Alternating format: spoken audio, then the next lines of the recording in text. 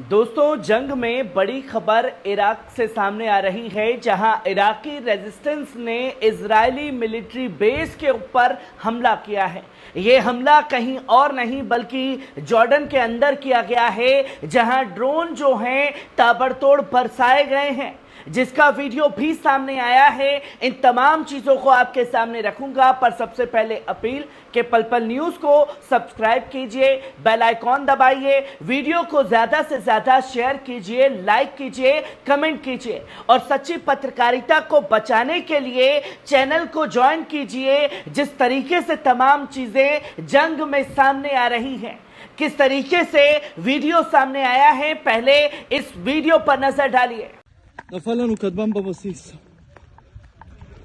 आपने देखा कि किस तरीके से ये वीडियो सामने आया है, जहां जॉर्डन के अंदर इजरायली मिलिट्री बेस मौजूद है और जॉर्डन का दोगला चेहरा जंग के बीच में जग जाहिर हो चुका है कि कैसे उसने समर्थन किया इजराइल का।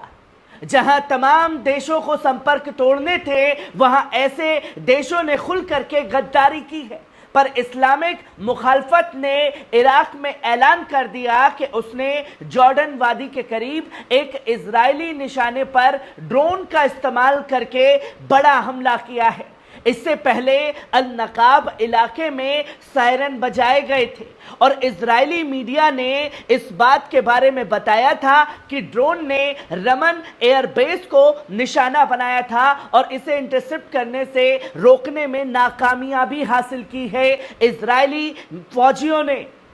जिसमें इराक में इस्लामिक मुखालफत ने बुध के रोज जॉर्डन वादी के करीब उनके कब्जे वाले इलाकों में एक निशाने पर ड्रोन हमला करने का ऐलान किया। यह हमला भारतीय समय अनुसार 5:30 बजे और इराकी समय अनुसार 3:30 बजे किया गया। मुखालफत तहरीक ने अपने बयान पर जोर देकर के कहा कि निशाना उस जुल्म के जवाब में बनाया गया है जो काबिज ताकतों ने फलस्तीनी अवाम पर, जिनमें बच्चे, ख्वातीन और बुजुर्ग शामिल हैं, उनके खिलाफ ढाया है। तहरीक के ने दुश्मन के ठिकानों पर हमलों को तेज करने का अहद किया है और फलस्तीनी हुकूक और खुद मुख्तारी की दिफा में अपने जद्दोजहद को बढ़ाने का वादा भी किया है। इजरायली मीडिया ने बताया कि ड्रोन ने रमन एयर बेस को निशाना बनाया है और इजरायली हवाई दिफा नाकामयाब रही है उसे रोकने में। और जानकारी दी गई कि एक और ऑपरेशन में मुखालफत ने ऐलान किया कि उन्होंने शुमाली कब्जा शुदा इलाके में एक अल अरकाब मिसाइल, जो एक तरक्की याफ्ता क्रूज मिसाइल है, उसने एक जगह को निशाना बनाया है। ये हमला उस ऐलान के बाद हुआ है जब मुखालफत ने पीर की सुबह कहा था कि उनके जंगजुओं ने हमारे कब्जा शुदा इलाकों में गोलानी ब्रिगेड की एक निगरानी चौकी को ड्रोन के जरिए निशाना बनाने का भी काम किया है। जहां मुखालफत तहरीक ने बयान में इस ऑपरेशन को काबिज ताकतों के खिलाफ जंग को जारी रखने, फलस्तीनी अवाम की हिमायत में और मासूम शहरियों, जिनमें बच्चे, ख्वातीन, बुजुर्ग शामिल हैं, उनके खिलाफ में किए गए जुल्म के जवाब में बताया है। इराकी मुखालफत ने वाजे किया है कि वे दुश्मन के ठिकानों पर बढ़ती शिद्दत के साथ इसी तरीके से अपने हमले जारी रखेंगे। ये ऑपरेशन उस वक्त हुआ जब इस्लामिक मुखालफत ने तस्दीक की थी कि उन्होंने इतवार को 5वीं मर्तबा एक अल अरफात ड्रोन का इस्तेमाल करके जॉर्डन वादी के करीब एक इजरायली निशाने को निशाना बनाया, जो कब्जा शुदा फलस्तीन के मशरिक में वाक़े है।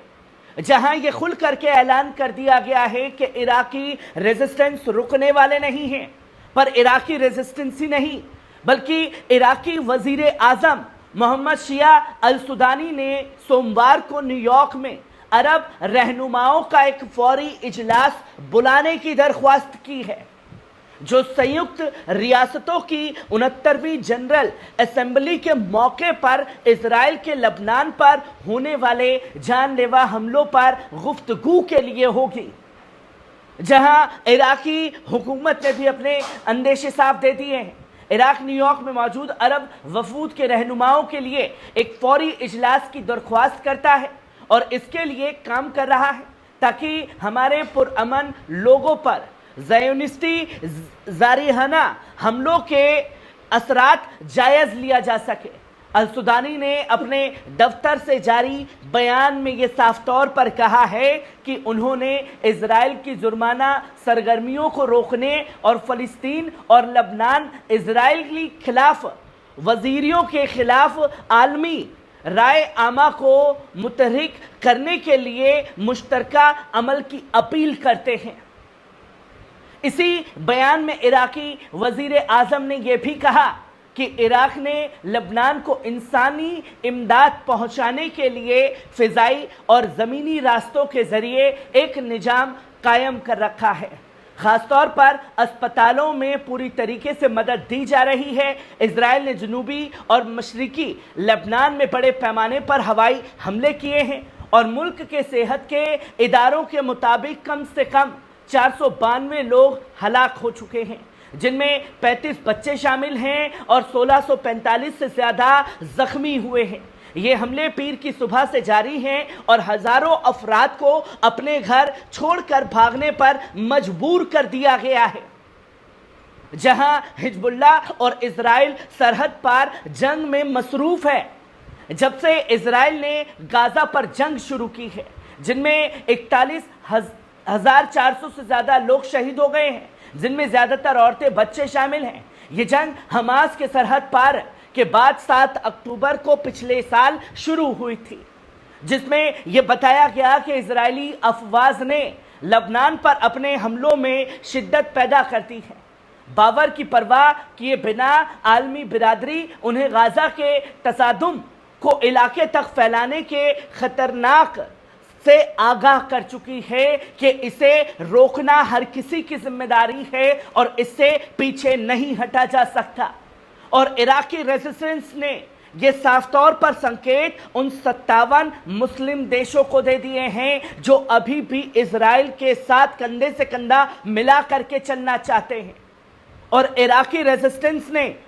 ये बता दिया है कि अगर आप किसी का साथ ले सकते हैं तो खुल करके उसका समर्थन कीजिए, अगर नहीं कर सकते तो ये दोगली पॉलिसी करने की ज़रूरत नहीं है, जिससे तमाम इस्लामिक रेजिस्टेंस OIC जैसे संगठनों पर भड़के हुए हैं और उन तमाम मुस्लिम देशों पर भड़के हुए हैं जो अभी भी बगले झांकने पर लगे हैं। चाहे जंग में इराकी रेजिस्टेंस हो, चाहे जंग में हिजबुल्लाह हो, चाहे हमास हो, चाहे यमन के हूती हो, उन्होंने साफ तौर पर संकेत दे दिया है कि दुनिया की कोई भी ताकत इजराइल के साथ खड़े क्यों ना हो जाए, जब तक अपने दम पर वो जंग लड़ सकते हैं, वो तब तक पूरी दुनिया की जो अमेरिका और इजराइल के जरिए फैलाया गया आतंकवाद है, उसके खिलाफ इसी तरीके से अपने हमलों को जारी रखेंगे और फ़लस्तीन का समर्थन करना बंद नहीं करने वाले।